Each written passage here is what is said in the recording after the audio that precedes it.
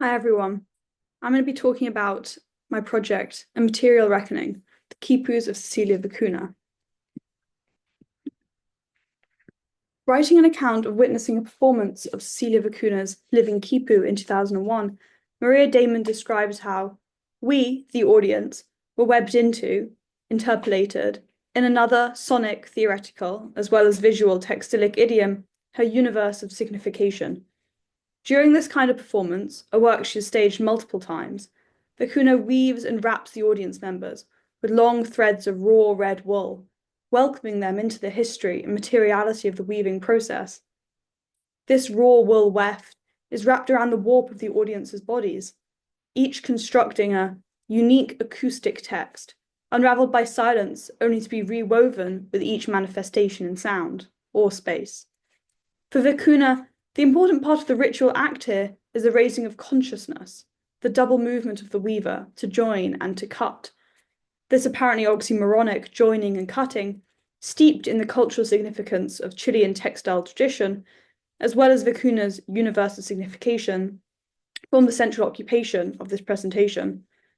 The title and organizing principle of that performance was the quipu, a type of knotted recording and counting device composed of either cotton or camelid fiber, used historically by the Quechua people of the Andes from 2500 BC through to the 16th century at the time of the Spanish conquest.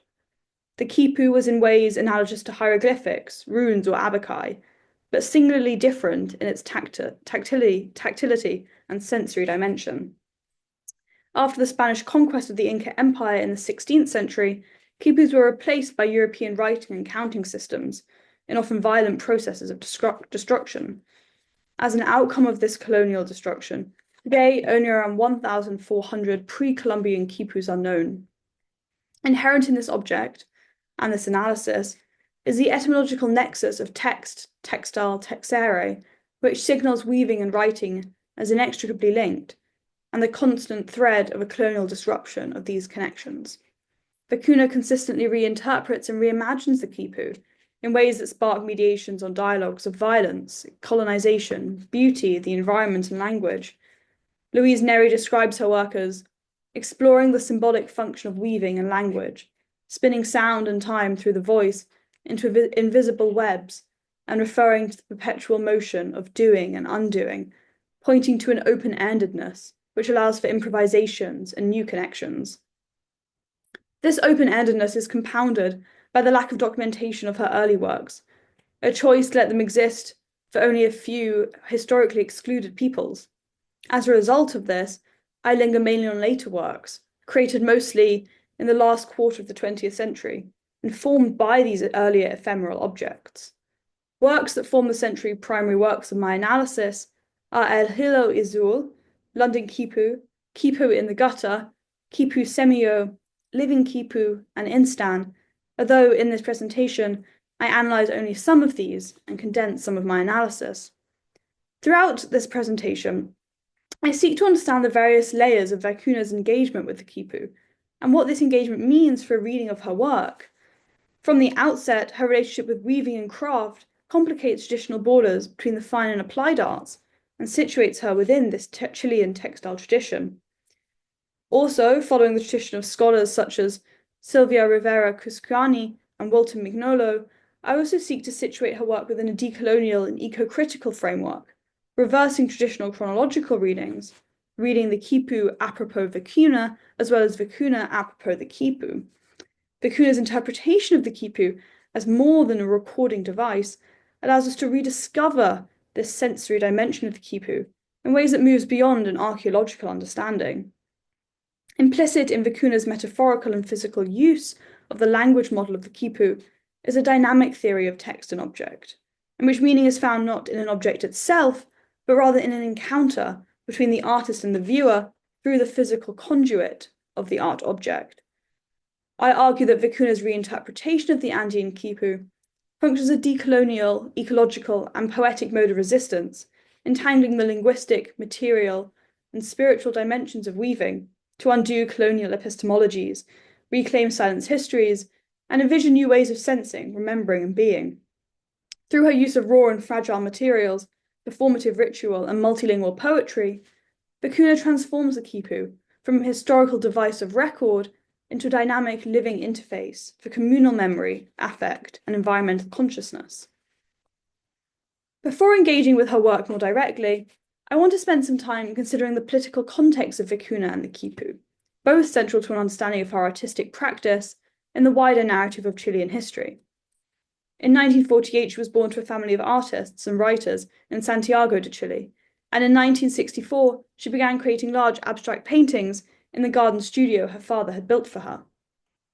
In 1966, studying at the Fine Arts School of the University of Chile, she began creating quipus, precarios, and basturatas installations, objects and experiences composed of natural or temporarily collected materials, such as shells, fibers, and stones, which disappear into the landscape. For 6 years, she stayed in Chile, exploring and publishing poetry collections and staging her first exhibitions of artwork. In 1972, she moved to London to study at the Slade School of Fine Arts and was forced to seek asylum there in 1973 following the military deposition of President Salvador Allende. From London, she lived and travelled around Latin America from 1975 to 1978 before settling in New York. These intermingling ideas collided and evolved into collective performance rituals, often incorporating sound, like living quipu, which collapse the borders between mediums. As time has passed, the materials she's used have become more and more fragile, reflecting a growing urgency of ecological fragility. As a Chilean who has been living in exile following the political coup in 1973, her artwork allows her to forge a connection, a communication, with the Chilean landscape and history that she left behind.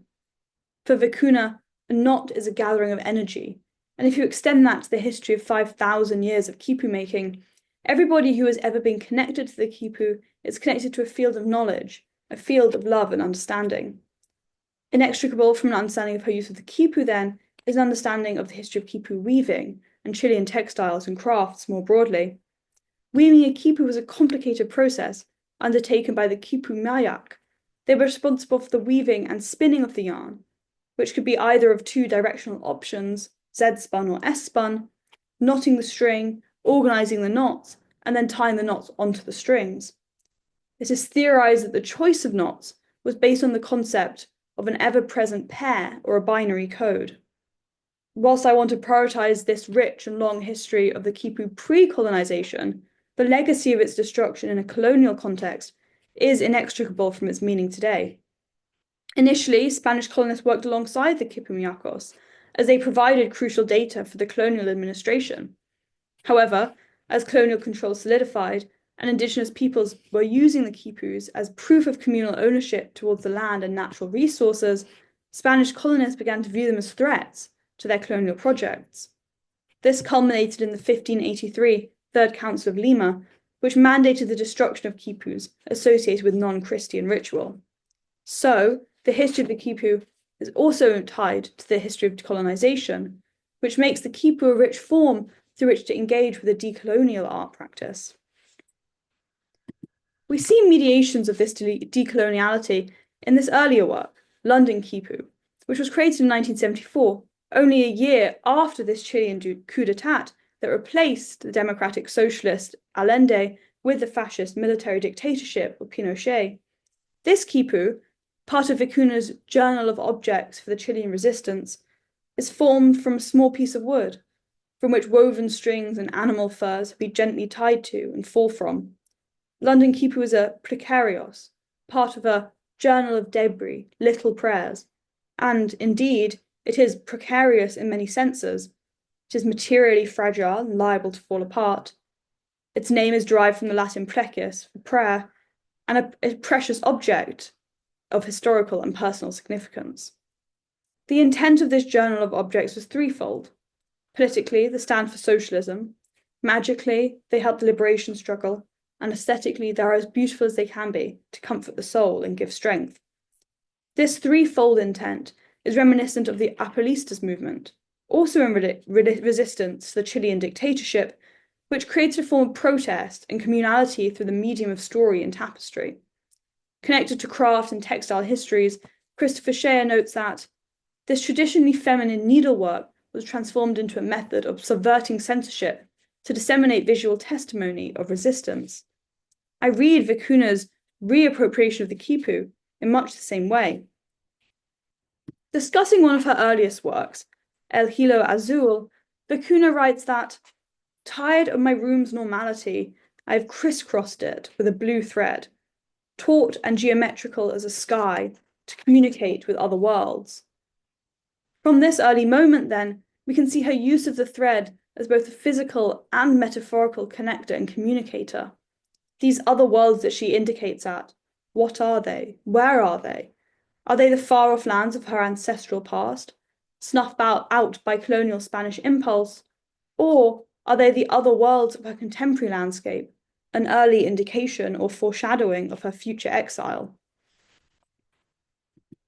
Vicuña partners with the quipu in what Alicia Partnoy calls co-labor actions, innovative, non-logocentric, non-hierarchical modes of research, creative production, and action.